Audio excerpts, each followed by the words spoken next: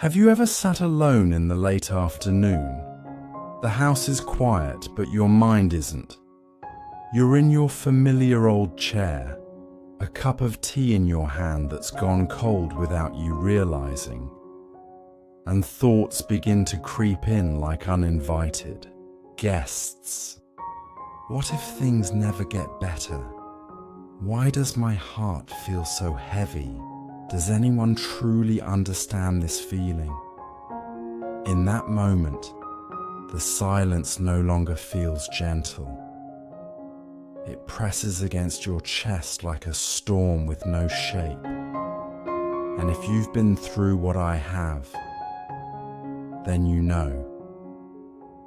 Sometimes, anxiety doesn't need a reason. It just exists. Quietly, heavily, persistently. But here's the miracle. Buddhism doesn't treat anxiety as the enemy. Instead, it sees it as a messenger, here to remind us of something deeper. In today's video, I invite you to explore why our minds worry, even when everything around us seems fine. A Buddhist perspective that can soothe the storm inside, and most importantly, 10 powerful mindsets and practices to help you gently step out of the anxiety spiral, one breath at a time.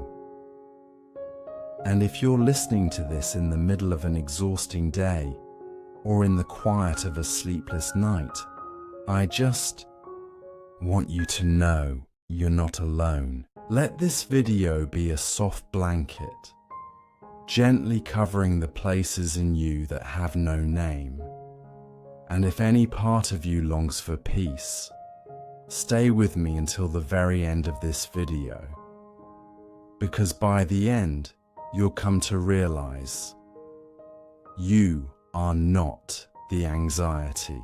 You are the sky, vast and open, where everything is allowed to pass through. Now, let's begin with the very first root of anxiety, the things you can't let go of, but also can't hold on to forever. Number 1. When silence turns heavy, the unexpected face of anxiety. There's a kind of anxiety no one ever warns you about. It's not loud. It doesn't explode. It doesn't make you sob uncontrollably or scream in the middle of a crowded street. Instead, it shows up in the quietest of moments, evening, when the house goes dark. No more messages, no more notifications, just you and the slow ticking of the clock. I remember a night like that. I had finished all my work. Nothing was wrong. Nothing was urgent. But as I sat down in my usual spot by the window, the place where I sip tea every night, I suddenly felt as if a shadow had silently taken the seat beside me. No form, no words, just a weight pressing on my chest. I couldn't name it at first, until I realized it was anxiety, not about anything in particular. It was just there. And it made me wonder, why does anxiety show up even when everything around us seems perfectly fine? Why can a quiet evening leave our hearts in disarray? The answer comes from a profound Buddhist insight that external silence does not guarantee inner peace. In fact, It's often when there's nothing left to distract us that the mind begins to surface all the things we try to bury throughout the day. We live in a world that glorifies busyness, back-to-back meetings, endless household tasks, a constant stream of news, the addictive habit of scrolling without pause. But when all that noise pauses for just a moment, we don't know what to do with the silence. And that's when anxiety quietly walks in, like an uninvited guest. Anxiety isn't always a problem to fix. Sometimes it's simply a message from deep within, telling you that it's time to listen to yourself, not to judge, not to fix, just to listen. So, what actually triggers anxiety? Why do some people seem to live in a constant state of tension while others can let go with ease? In the next part, we'll explore the 2 hidden roots of anxiety that the Buddha taught. Number 2, the 2 hidden roots, attachment and aversion. There's something the Buddha taught over 2,500 years ago, and today, even modern science is starting to agree. All suffering in the mind comes from 2 things, attachment and aversion. Attachment, when we hold on too tightly. Think of a mother who has cared for her children for 30 years. Now those children are grown, busy with lives of their own. She sits quietly in her kitchen, staring at the silence between rare phone calls.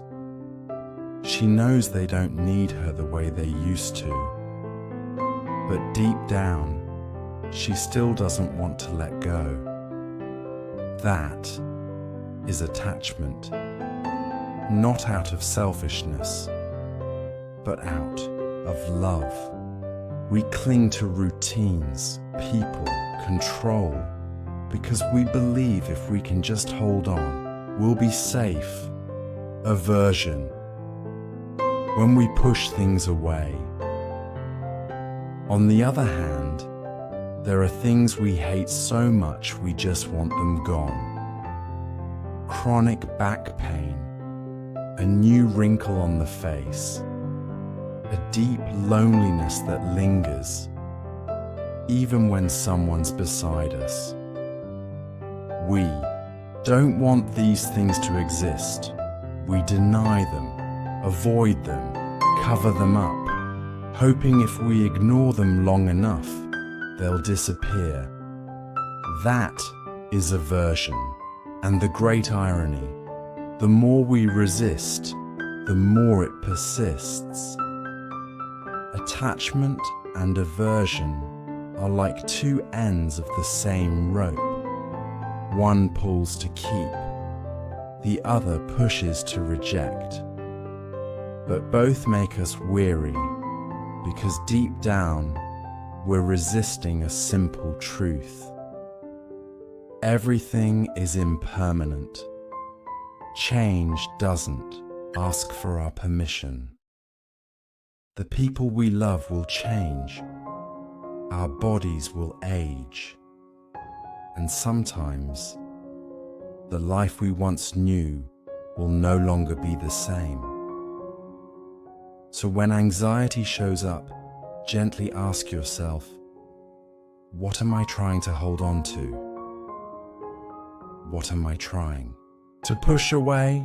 Just by being honest with yourself, you'll begin to see anxiety isn't the problem. It's a map leading you back to the root.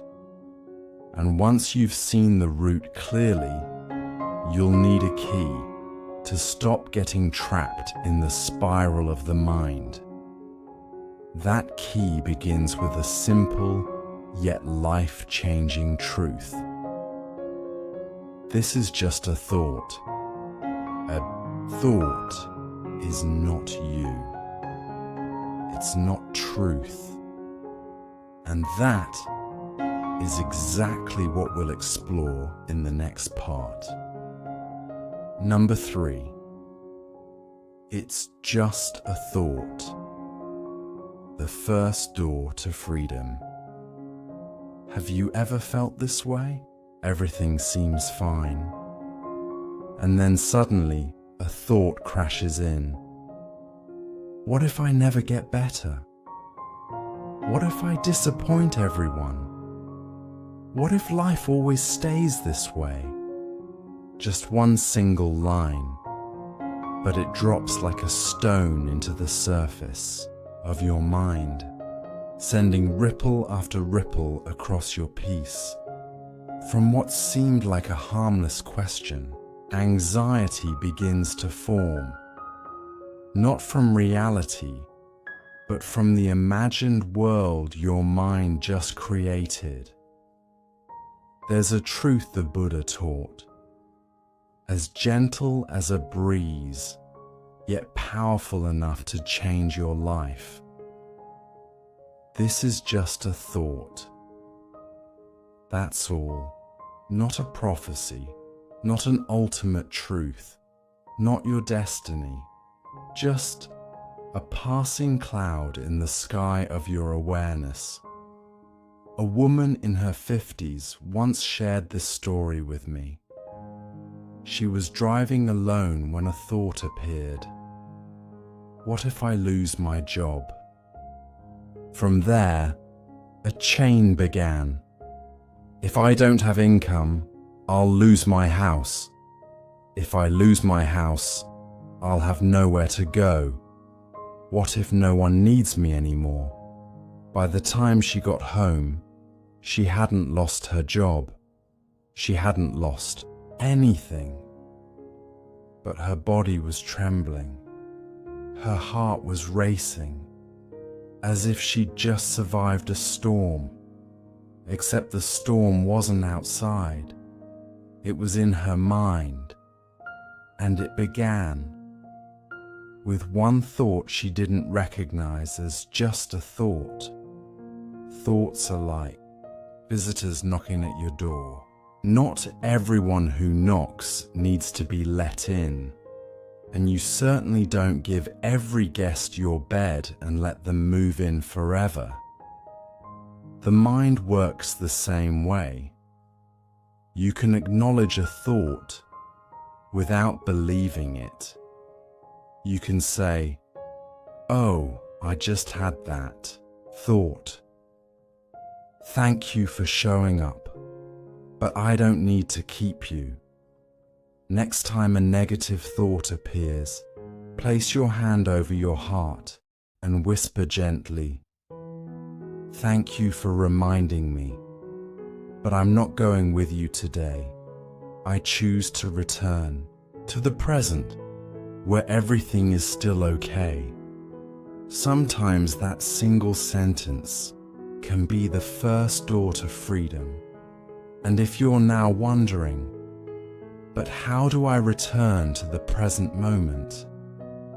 How do I truly be here instead of just chasing thoughts? Don't worry. The Buddha left us a gentle compass, a practice you can use every single day, even while washing dishes or making tea. We'll explore it together in the next part. Number 4. Mindfulness is not meditation. It's a way of seeing. When someone mentions mindfulness, many people respond instinctively. "Oh, I don't know how to meditate. I can't sit still for that long. I'm too busy for those calming practices." But mindfulness isn't about sitting cross-legged under a tree. It's not about forcing your mind to be empty. like many people believe. Mindfulness, as the Buddha taught, is simply returning to this moment with an open heart. Have you ever poured a cup of tea but can't remember doing it? Have you ever driven from home to work and couldn't recall a single stretch of the road? That's when your body is present, but your mind is somewhere else. And mindfulness isn't doing more. It's doing just what you're already doing, but with your full presence. Pouring tea, knowing you're pouring tea. Washing dishes, feeling the warm water and the smooth plates in your hands. Walking, noticing your steps and your breath, one by one. Mindfulness is a way of seeing, not a skill to master. It doesn't require you to be good at it. All it asks is that you gently pay attention to the moment that's happening now, without needing to change anything. You don't have to shut off your thoughts. You don't have to eliminate your emotions. Just be here and know that you're here. Let's try it together. It only takes 15 seconds. Inhale and notice the air entering your nose. Exhale and feel your chest soften. Inhale, whisper, I am here. Exhale, whisper, and this moment is enough. You don't have to retreat to the mountains to find peace. You only need to come back to yourself. Even while washing dishes, folding clothes, or waiting for the elevator. Because peace is not a place to arrive. It's in the way you walk. But sometimes, even at that point, it's no longer just anxiety. It becomes self-judgment, and it's one of the deepest wounds we often don't even notice. In the next part, we'll gently touch this wound with the tenderness of compassion. Number 5. The cruel voice within, self-judgment as a source of anxiety. There's a critic that follows us every single day. It doesn't come from the outside, not from your boss, not from your friends, not from society.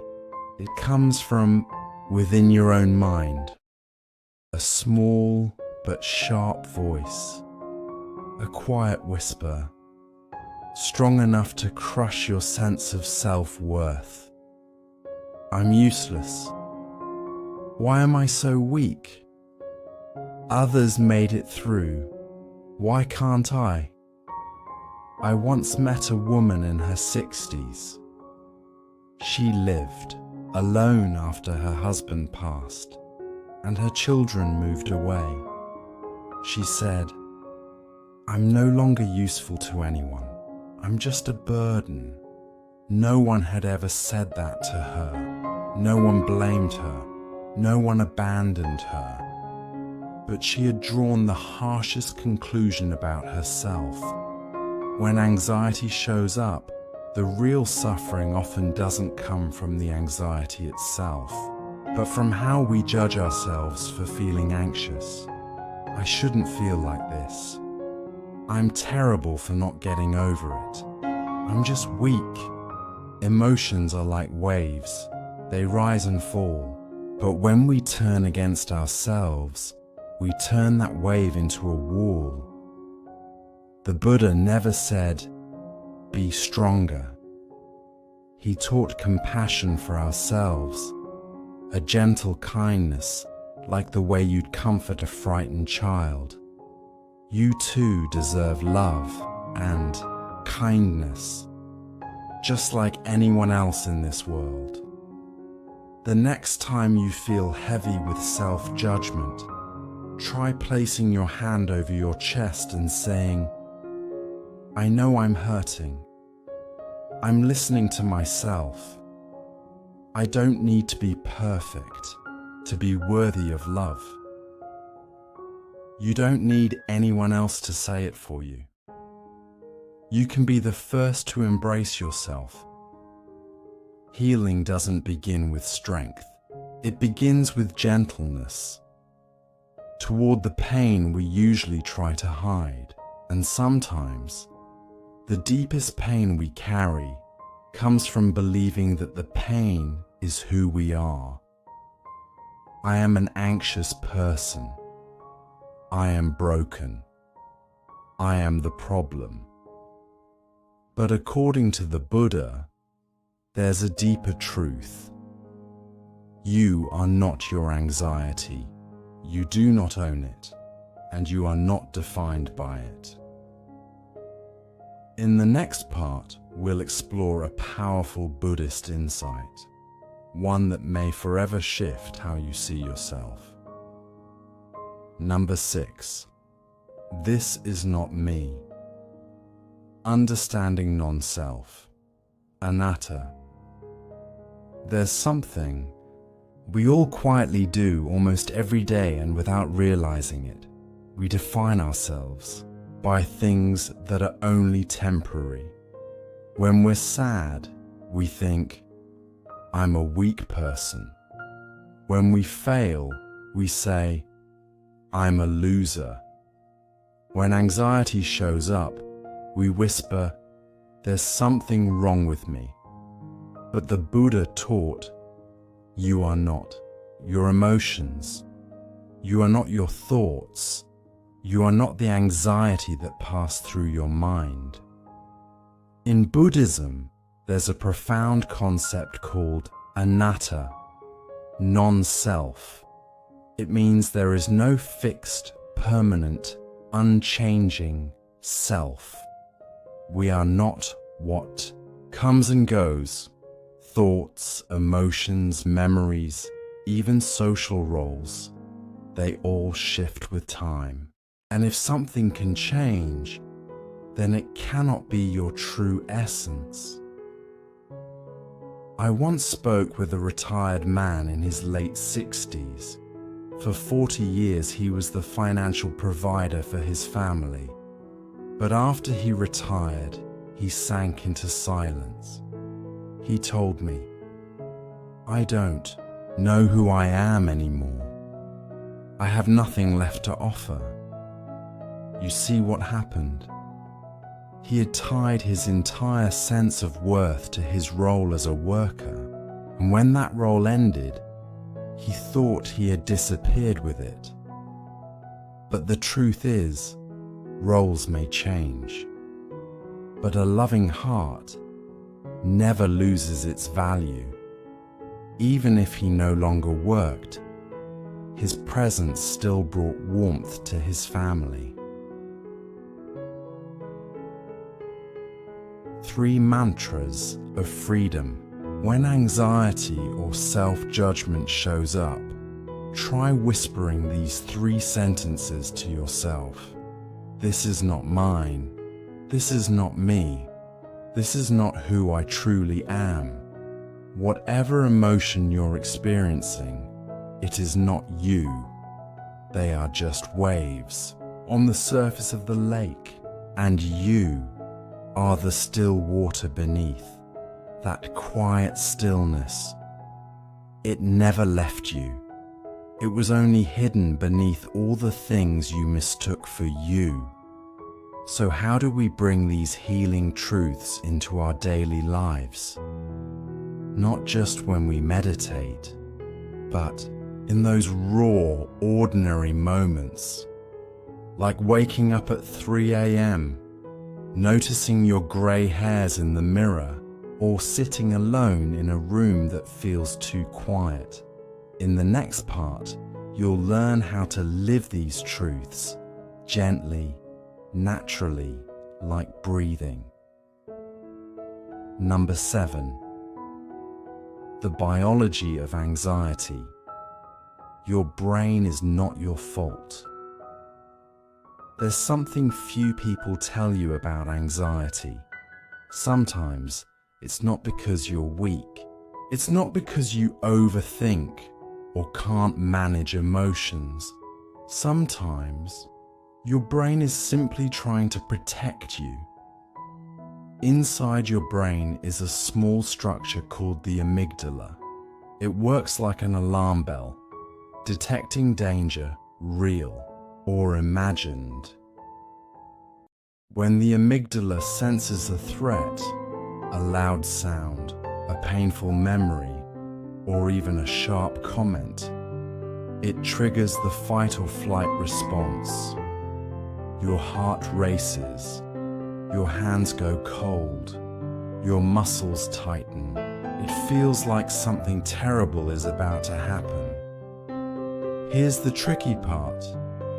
The amygdala doesn't know the difference between a tiger in the forest and an unread message on your phone. I once worked with a woman who had social anxiety. Every time she walked into a meeting, her heart pounded, her palms sweated, her mind blanked out. She told me, "I feel broken. Everyone else is fine. Why do I just want to disappear?" But once she understood this was her biology, not her fault, she began treating herself with compassion, not criticism. You are not broken. You don't need to be fixed. You just need to understand. The alarm bell isn't the enemy, but you don't have to run every time it rings. In Buddhism, meditation and mindfulness aren't tools to erase emotions. They're tools to help you observe what's happening without being controlled by it. You don't silence a fire alarm by smashing it. You turn it off by checking if there's actually a fire.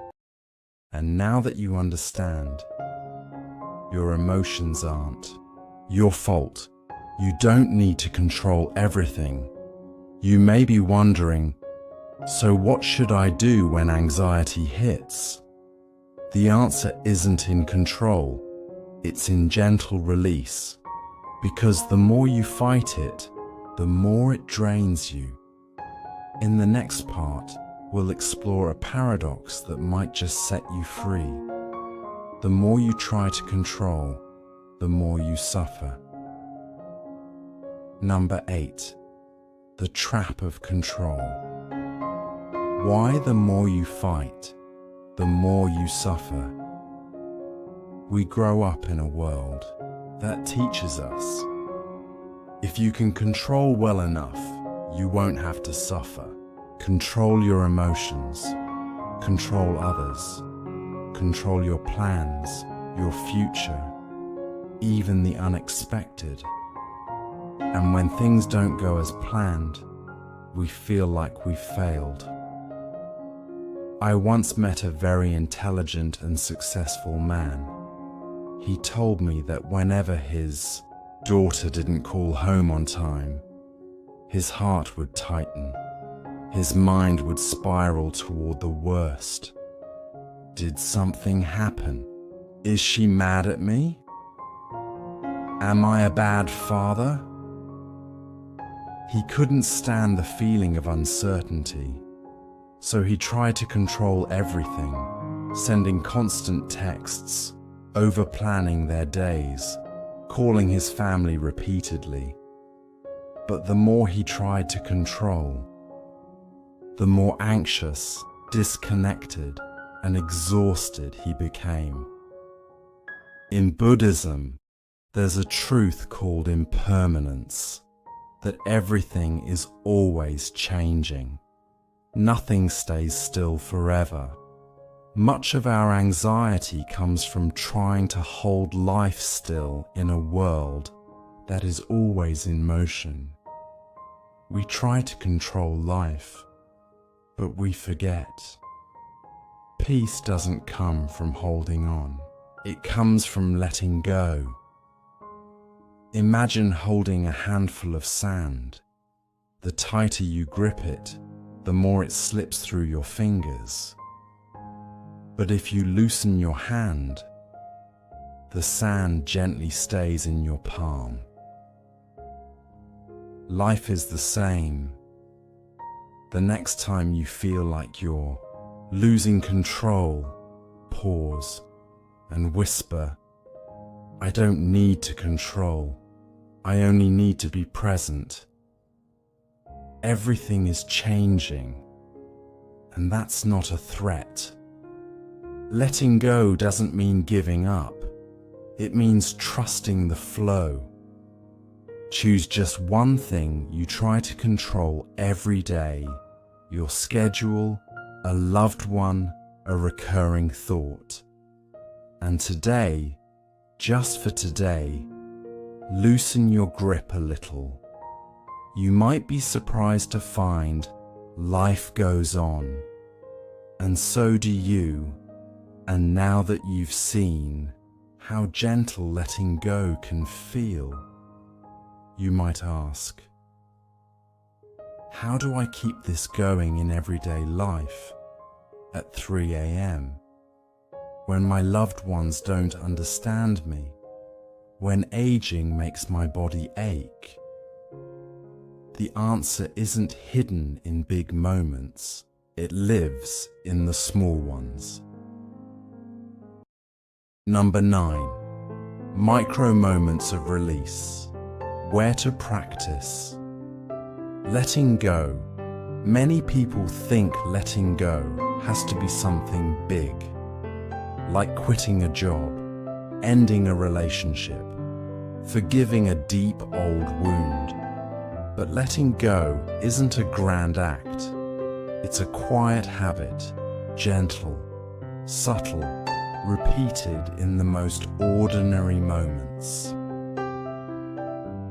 Micro moments of release are those tiny pauses where you don't react the way you usually would.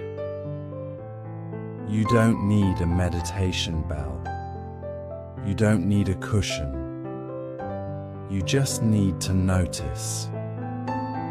I could soften this moment right now. Examples. You wake at 3 a.m. and a negative thought arrives. Why am I awake again? You whisper, I'm safe. It's okay. You're folding laundry and frustration creeps in. Why am I always the one doing this? You exhale.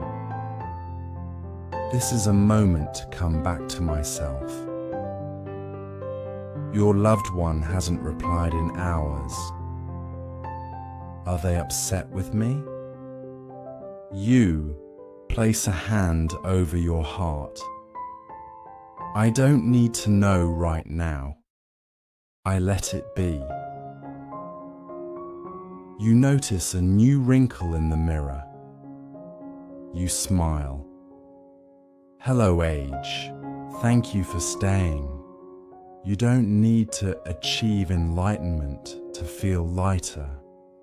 You just need to know every moment is a chance to let go, not of life, but of resistance to life. Today, choose just one small moment to practice release. Not everything, just a little. A thought, an expectation, a familiar reaction, and say quietly, this is not mine.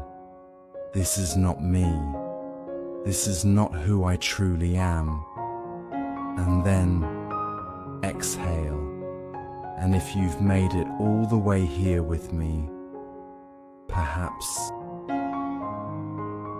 In the final part, I want to invite you into one last truth, a truth so tender, so deep, it might be exactly what your soul has been longing to remember. Number 10. Final realization. You are the sky, not the storm. There comes a moment in the healing journey, not with a sudden beam of light from the heavens, not with the sound of temple bells, but quietly, often on an ordinary day, while making tea, hanging a shirt, looking out the window, and suddenly you realize I'm no longer fighting. I still feel anxious, but I'm no longer afraid of it. I'm breathing.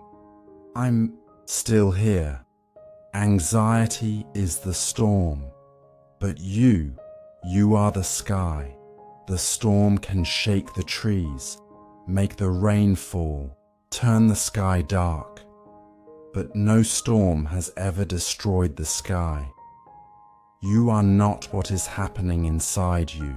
You are the spaciousness where it all passes through, without clinging, without resistance. A woman in her 50s once told me, in the past, when anxiety came, she'd panic. No, not this again. And things would spiral. But after practicing mindfulness, compassion, and letting go, she said, in a voice soft as wind, anxiety still comes, but now I say, hello, I see you. You're allowed to be here, and you will leave. The storm no longer controls her, because she remembered. She is the sky. You don't need to do anything grand to be free. You only need to remember your true nature has never been broken. You are not too sensitive. You are not broken. You are a soul, learning to remember its original peace. And if you're still here, still reading or listening, then maybe you've already touched something precious. Peace doesn't come from escaping emotions. It comes from sitting beside them, like an old friend. If any part of this touched a soft place in you, if something in your heart feels just a little lighter, leave a message below. I am the sky. To remind yourself, you are no longer a victim of the storm. You are the sky, vast. If you find something in this video worth keeping, please like, share it with your loved ones, and subscribe to the channel so we can go further together on the journey toward inner peace.